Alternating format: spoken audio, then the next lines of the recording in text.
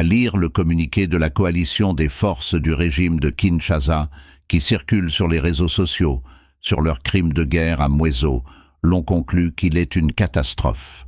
Les images horribles nous parviennent de Mweso. Le drone de la coalition des forces du régime de Kinshasa vient de bombarder des quartiers résidentiels de Mweso, causant un véritable carnage parmi la population civile innocente.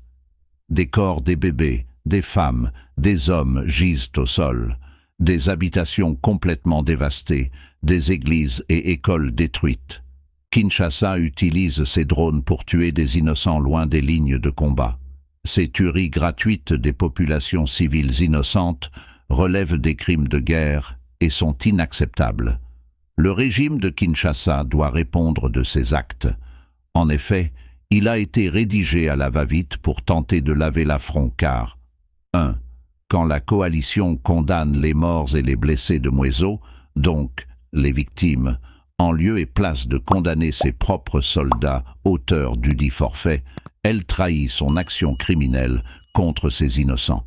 Pour quelle faute les morts et blessés de Mweso seraient-ils condamnables? 2.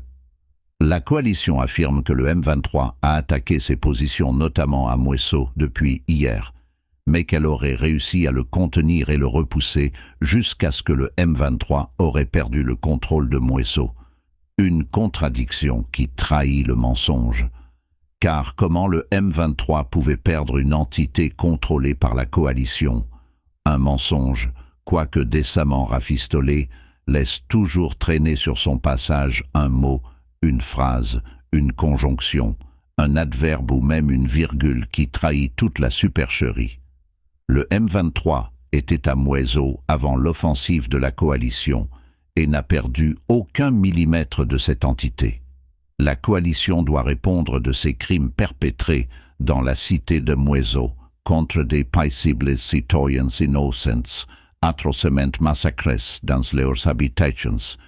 Le bilan provisoire des bombardements de la cité de Mweso par les drones et artillerie lourde de la coalition des forces du régime de Kinshasa fait actuellement état de 20 morts parmi les populations civiles innocentes. Les recherches se poursuivent pour identifier toutes les victimes. Compte tenu du caractère insoutenable des images atroces des corps des victimes, nous nous interdisons de les diffuser.